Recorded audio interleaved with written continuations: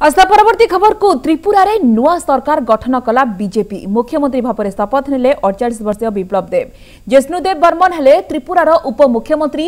Agartala Assam rifle stadium रे भव्य समारोह रे पद और गोपनीयतार शपथ पाठ कराइछन्ति राज्यपाल। उत्सव समारोह रे प्रधानमंत्री नरेंद्र मोदी और अमित शाह, वरिष्ठ नेता लालकृष्ण आडवाणी प्रमुख उपस्थित थिले। विप्लव समेत अन्य मंत्री माने मध्य शपथ नेइछन्ति।